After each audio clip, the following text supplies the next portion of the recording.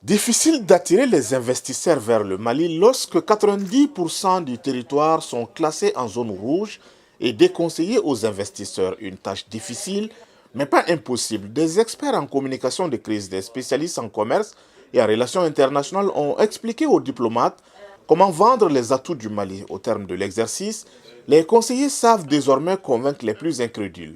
Je le sais désormais qu'il faut tenir compte des besoins de l'autre partie. Et désormais, je pourrais mieux cibler les besoins de la personne qui est en face de moi, qui a besoin d'en apprendre sur le Mali, qui a besoin de connaître les potentialités du Mali, qui a besoin d'être rassuré en investissant aujourd'hui au Mali. Et je serai mieux outillé pour m'adresser à cette personne, pour le rassurer, pour lui donner tout simplement envie d'investir au Mali. Ce qui va changer aujourd'hui, il y aura une transformation des conseillers, faire en sorte qu'ils soient vraiment les vrais représentants de l'économie malienne, à la fois les dynamiques, nous avons plus de 5% de taux de croissance depuis 5 années, le potentiel, que ce soit agro-industriel, énergétique, infrastructurel, ils sont désormais outillés avec tout l'arsenal juridique mis à la disposition pour promouvoir la destination malienne. Je félicite vraiment API d'avoir eu cette initiative.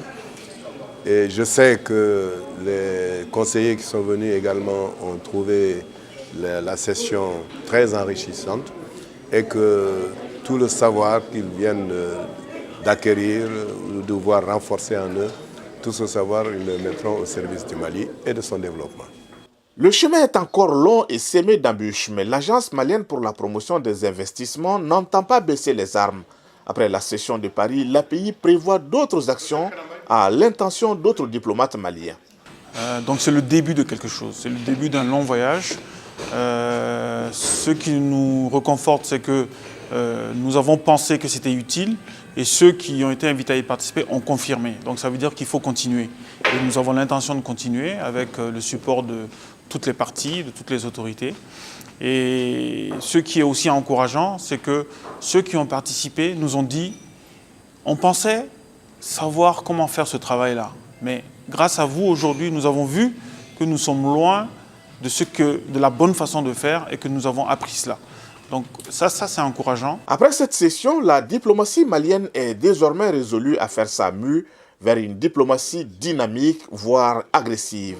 Nos ambassades en Europe sont désormais dotées de coursiers en investissement.